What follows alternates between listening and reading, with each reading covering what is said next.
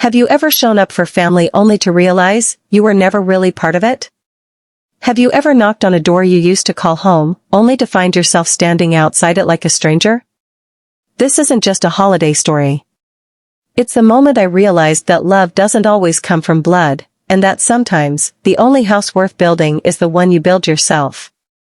I used to think family was a house. Not just walls and a roof, but a place that held you up. That shielded you when life came swinging. I thought it was warm dinners, soft lights, childhood laughter echoing in the halls. I thought family was forever. But belief doesn't keep the cold out. That November evening, I stood on the porch of the house I grew up in. The wind cut through my coat like a whispered truth. My children, Sophie and Theo, clung to my hands. Their breath fogged the air as dusk settled in. I knocked. No answer. I waited, knocked again. Still nothing. Eventually, the door creaked open. My sister Nora stood there, her expression more startled than welcoming. "Oh, Luke. You made it." "Of course," I said. "You invited us." She stepped aside but didn't greet the kids. "Caleb thought maybe your plans changed." Sophie tugged at my coat. "Daddy, where do we sit?" That's when I saw it. The dining room table was set like something out of a magazine. 10 places. 10 chairs. Fancy napkins folded like swans. Polished silver, candles, hand-lettered place cards. But there were no extra chairs. No high chair. No booster seat. No plates with our names. My mom, Grace, stood at the sink, scrubbing a spotless pan. My dad, Henry, stared out the window, swirling whiskey in a glass. Caleb, my brother, lounged on the couch laughing, while Mara, his wife, hovered nearby wearing a smile that didn't quite fit her face. "Happy Thanksgiving," I said. No one replied. Nora gestured vaguely toward the den. "We set up a little kids' table in there. Pizza and a movie. They'll love it." Theo looked up at me with those quiet, searching eyes. He didn't argue. But I could feel the question radiating from his stillness. Why don't they want us at the table? I walked them to the den. A fold-out table. Paper plates. Cold pizza. A cartoon playing on low volume. Sophie's crayons rolled off the edge. Theo pulled a blanket over her legs like he was tucking away something precious. He looked up at me and whispered, "When are we going home?" I crouched down. "Soon," I told him. "Not just yet." Back in the kitchen, the mood had shifted. Laughter spilled out of Caleb. Grace poured wine like she needed it to forget. I placed the pecan pie I'd baked, still warm, on the counter beside a forgotten appetizer tray. "We might head out after dessert," I said. No one responded. Then Caleb smirked and raised his glass. "Always on the move, huh, Luke? Single dad life never quits." Mara laughed, sharp and too loud. "We get it.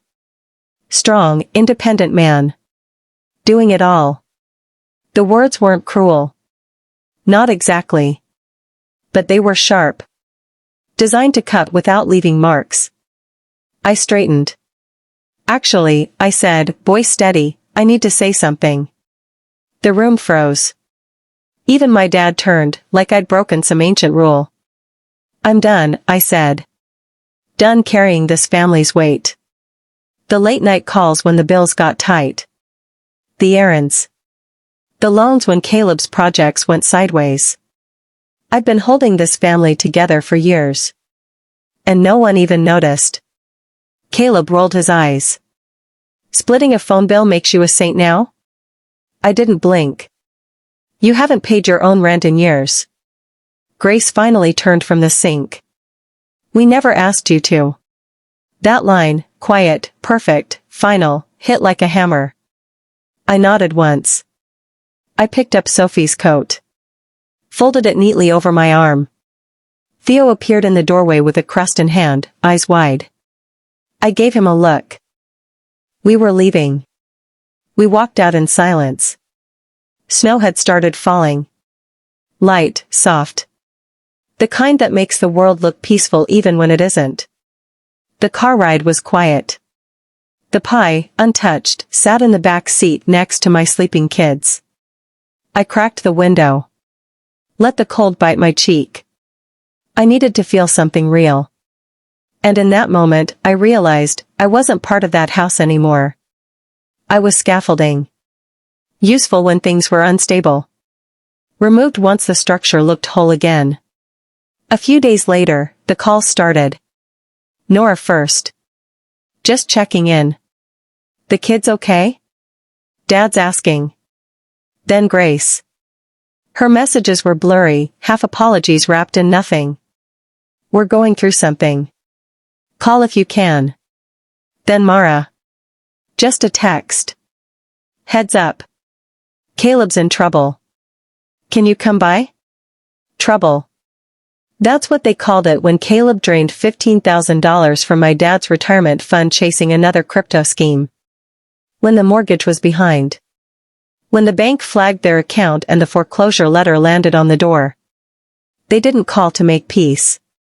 They called because the house was cracking, and they needed someone to fix it. Nora showed up unannounced. A bag of bagels in one hand, worry in her eyes. It's bad, she said. Mom and Dad need help. I leaned on the counter. My phone blinked with unread messages. They need me, I repeated. Where were they when I needed them? Nora looked away. When Sophie had pneumonia and I had to work double shifts to afford her meds. When Theo asked why no one from the family ever came to his birthday. Where were they then? Their family, Luke, she whispered. You always fix things. I shook my head. Not anymore. I'm not their architect. I'm not their crutch. I'm done. That night, I found Sophie curled in my bed, thumb in her mouth, safe.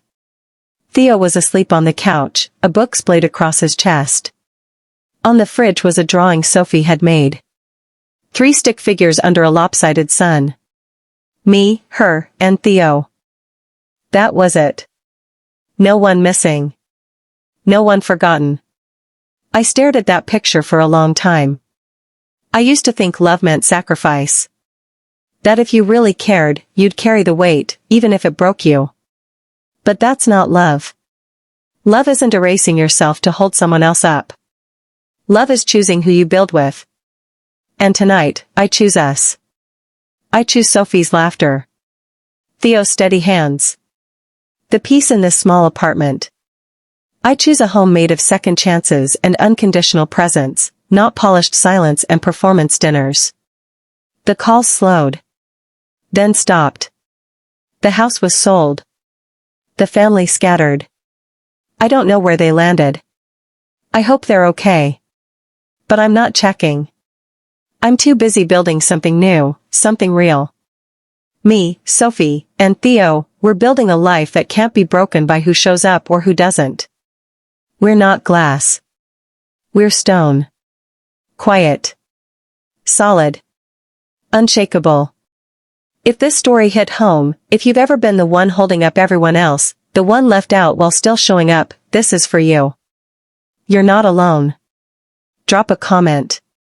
Tell your story. Let's start a conversation for every single person who's been the backbone of a family that never had theirs. Let's stop building glass houses for people who only show up when it suits them. Let's build something that can't be broken. Let's build something real.